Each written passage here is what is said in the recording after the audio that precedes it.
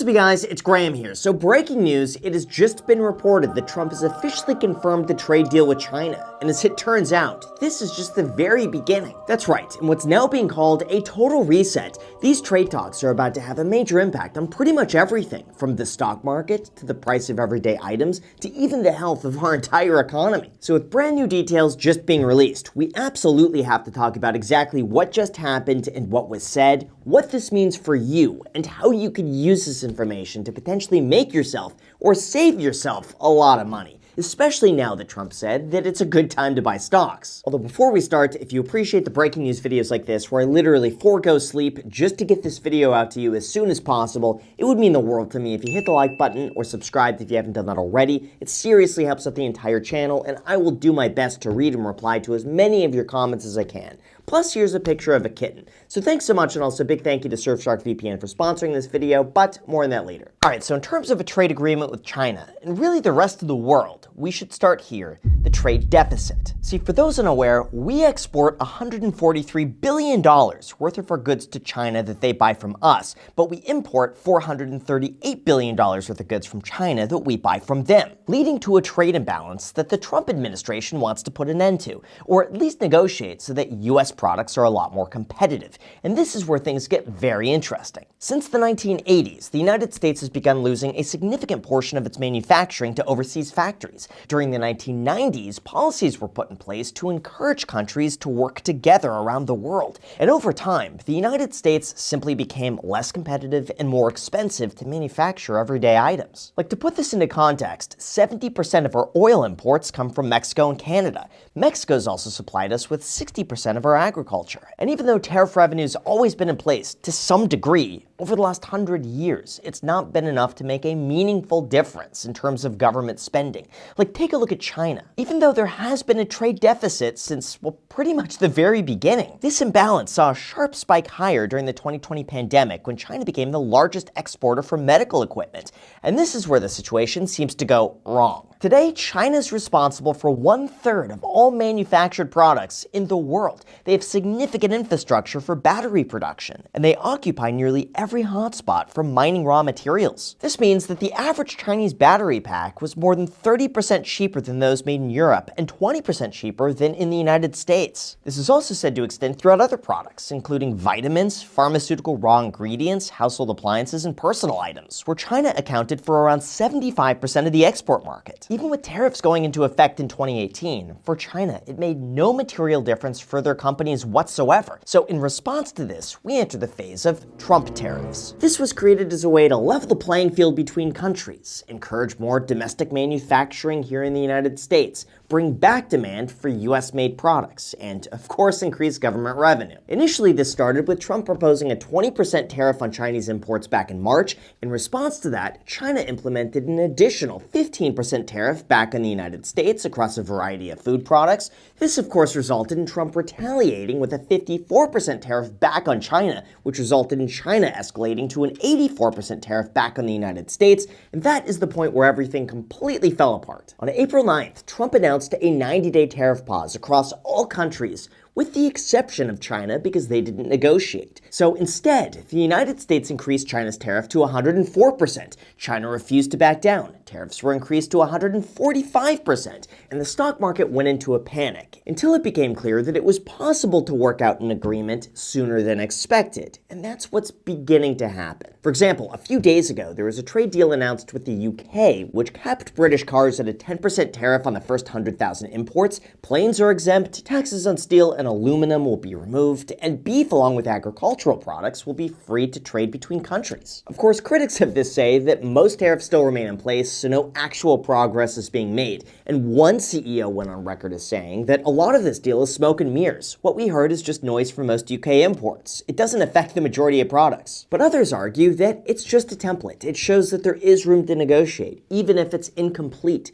In fact, the UK Prime Minister recently said that this is going to boost trade between and across our countries. It's going to not only protect jobs, but create jobs, opening market access. That's why when a trade agreement was announced with China, the market reacted incredibly positive. Not to mention, so far, there's a direct correlation between Trump tweeting, buy stocks, and the market's skyrocketing shortly afterwards from trade agreements. For example, at the bottom of the market on April 10th, Trump tweeted, "It's a great time to buy stocks," and hours later, a 90-day tariff pause went into effect while the markets rallied more than 15%. Then again, a few days ago, Trump tweeted, "Buy stocks now," again before any deals were announced. So what just happened with China, and are we about to see another major market rally? Although before we go into that, here's the part I find most shocking. All of us do everything we can to research the markets, optimize our investments, and do the best we can to build wealth. Yet most people put no effort whatsoever into making sure they're protected online. Like, here's the thing. Anytime you connect to public Wi-Fi, or literally anytime you surf the web,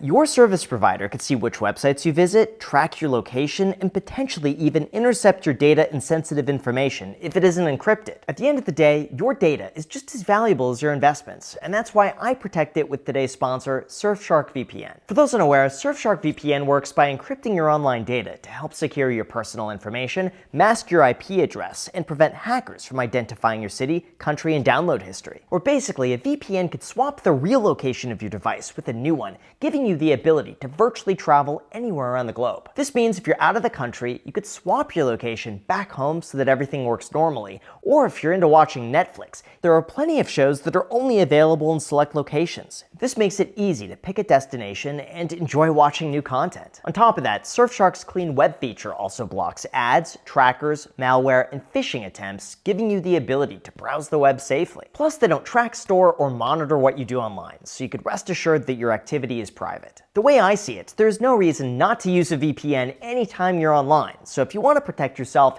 visit surfshark.com/Graham and use the code Graham at checkout to get an extra 4 months for free. They also have a 30-day money-back guarantee, so there's no risk to try it out and give it a shot. Again, the link is down below in the description. Thank you so much, and now let's get back to the video. All right, so in terms of the trade agreement with China, here's what Trump just had to say. Well, I can announce all of them now. I could announce 50 to 100 deals right now because, I'm the shopkeeper and I keep the store.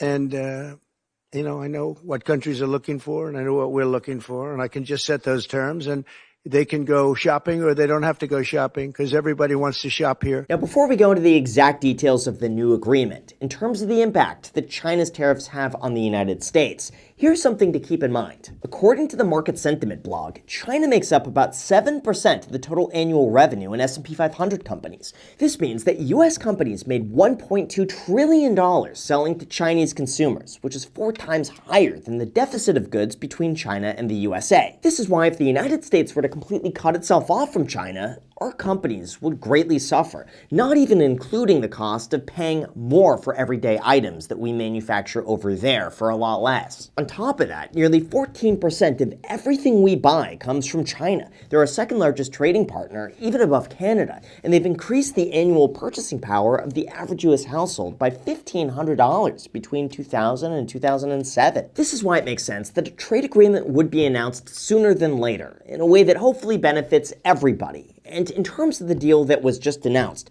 here's what you came for with the trade agreement. In terms of the details, the United States agreed to lower their tariffs on Chinese goods from 145% down to 30%, and China will reduce their tariffs from 125% down to just 10%. Although, as great as this progress is, do keep in mind that tariffs are still higher today than they were prior to Liberation Day, and this is really only a 90-day agreement, meaning there's still a chance things could go up from here, although it is looking very promising. After all, China just went on record to say that it is hoped the US will build on the foundation of this meeting, continue to work in the same direction with China, and completely correct its unilateral tariff practices. In response to that, the US Secretary Treasury said, "I would imagine in the next few weeks we will be meeting again to get rolling on a more fulsome agreement, and that we could always return to April 2nd levels at 34%. Essentially, this 90-day pause gives them time to construct a more broad and comprehensive plan, but it also suggests that right now the worst is behind us. Although forewarning, after this deal was announced, Trump said that the European Union is nastier than China, noting that about 750,000 cars were exported from the EU to the US last year, against about 170,000 cars exported from the US to Europe. We also trade about $1 trillion a year with the European Union, making them one of our biggest trading partners, so there could be a round 2 of this." Who knows? The situation seems to be changing by the minute. Although before I go into my own thoughts, as well as the impact of the stock market, I've said this before, but even though it seems like we're getting ripped off by China because we buy more from them than they buy from us, once you take a deeper look, it's not exactly as surprising. Like, just consider this. Here in the United States, we have almost $164 trillion worth of wealth with a savings rate of just 4.6%, compared to China's $84 trillion of wealth and a 44% savings rate. See, culturally, China's based on the philosophy that money should be saved and not spent, and that wealth disparity leads to a trade imbalance between the countries. In this case, it isn't so much of a trade deficit, but rather fundamental differences when it comes to consumption, savings, and priorities. And frankly, if you enjoy paying low prices for everyday items, that is in part due to China's ability to produce items very quickly and cheaply. We've also seen a huge trade imbalance from China beginning in 2020, where we bought significantly more from them than they bought from us. And as shocking as this looks from the surface, it's a lot less remarkable when you consider that most of China was on lockdown and unable to buy anything during the pandemic, during the same time that we imported a lot of medical equipment from China. So again, it's a little less dramatic than the chart makes it seem to be. All of this just really points to the fact that, yes, we are reliant on China just as they are on us, and the sooner an agreement is reached, the better it is for everybody. Although in terms of what I think about everything going on and my plan for the future, here you go. Realistically, all of this means that tariffs are still in place. They are significantly lower than they have been over the last few weeks, and this is a great sign that sides are open to communication and working something out. But it's also still not over. We have a long ways to go, and if US companies are expected to manufacture more of their products here locally, that's not something that can happen overnight. Yes, the stock market's reacting quite positively to all the news, and perhaps Trump knows something the rest of us don't when he says to go out and buy stocks. But for my own strategy, I'm not letting it make a material impact, and I keep buying as usual. If things drop, I just keep buying a bit more. Honestly, it's a bit worrisome that the markets are moving up so much on a buy the rumor, buy the news mentality that anything gets instantly priced in the moment it's announced, even as Trump reiterates that China tariffs will go up without a deal. That's why, at least over these next 90 days, I would just say to be cautiously optimistic. Of course, the entire situation also changes by the minute, so if you want to be kept up to date with all the breaking news, make sure to subscribe, hit the like button, and I promise to keep you updated every step of the way. Thank you so much for watching, and until next time.